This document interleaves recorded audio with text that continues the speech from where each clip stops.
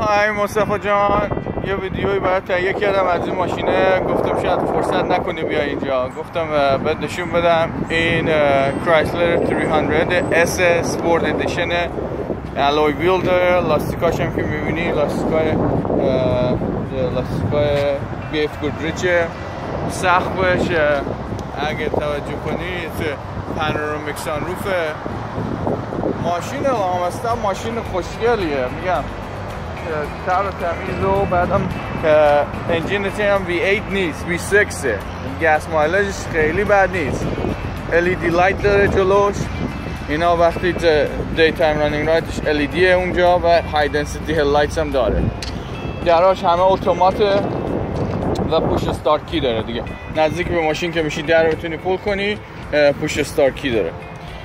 داخل ماشین هم بسیار تمیزه. as you can see بلوتوث داره برای تلفن، پدل شیفتر داره، دیسپلیش بیگ دیسپلی.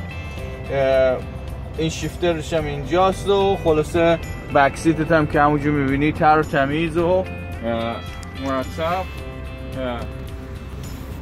بسیار ماشین تمیزیه به هر حال. الان توی سل قیمتش هم خوبه. حالا اگه یه زمان فرصت کردی ماشین کرولا رو بیار، ما اینا رو همه رو با هم ببینیم چی کار میتونیم بکنیم. ولی از بابت اینکه یه موقع بخوای سویش کنی، that's not a bad car. 40,000 miles, I still got the plenty enough to go.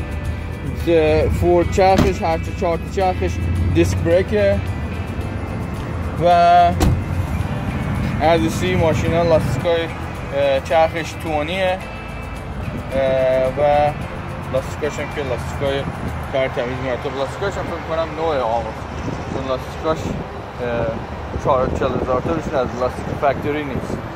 پشتش هم دوال اگزاست داره و دیگه کرایسلر 300 دیگه.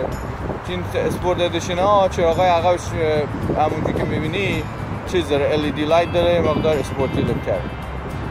خلاصه به من خبر کن مصطفی جان، اگه دوست داشتی بیا ببینی و یه وقت فرصتی بذار، فقط به من خبر کن. جلوتر یک زنگی بزن یا تکسی به من بزن که انشالله با هم بتونیم ماشین رو درایو کنیم و اینا اینجا معطل نشیم. قربون مصطفی جان، شب و روزت خوش، تا بعد که با هم صحبت کنیم.